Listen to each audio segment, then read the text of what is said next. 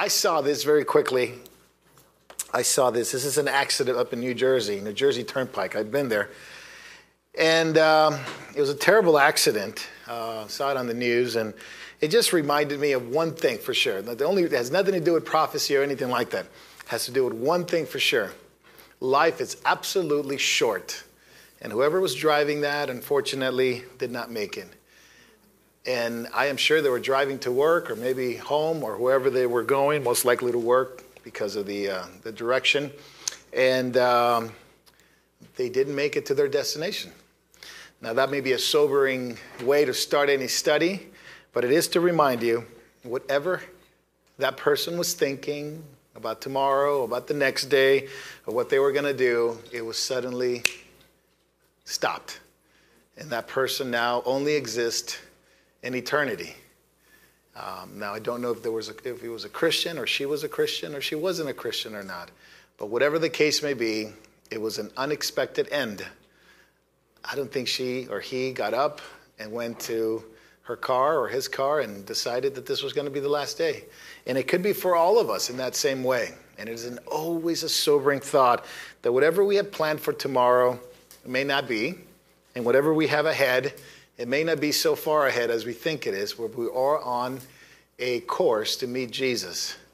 Now, we're going to meet the righteousness of God in two ways. One way or another, we're going to meet the righteousness of God.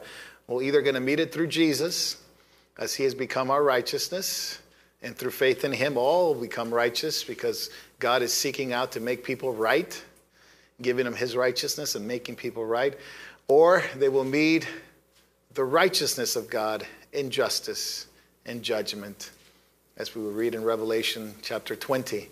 But either way, people are going to meet the righteousness of God. There's no doubt. One way or another, we will know that God is ultimately righteous.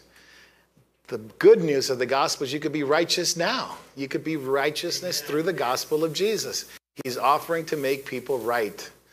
People that are sinners, people that are scoundrels, people that are, like me and Roy, and people like, scoundrels like Anthony. He's seeking in art, and he's seeking to make these scoundrels righteous people, to embody the righteousness of Christ in us. And you couldn't say it without a lump on your throat. That God is to make you as righteous as he is. By faith. Just by faith. Just by trusting in him and that he sent his son to take our place. So life is short. Don't wait until it's too late to abide in the righteousness of Jesus. That person had no idea they were going to meet the Lord that day. Sobering thought, but it's something that we all have to imagine as we think about prophecy and we think this coming ahead and this is going to happen and the rapture is going to come. The rapture may happen to us personally a lot faster than the rapture of the church. And we have to keep that in mind. Because while we all expect the glorious appearing of Jesus, I do, we all have to keep in mind that we all going to meet the Lord. And it may come in a different way than you expected. And that's okay. If you know Jesus, it's a wonderful appearance that he's going to have for the church, but also for us. So those who don't know Christ, don't wait until it's too late. That person had no idea. And neither do we, because we're not promised tomorrow. So James says, hey, don't boast about what you're going to do, what you're going to say, what you're going to have.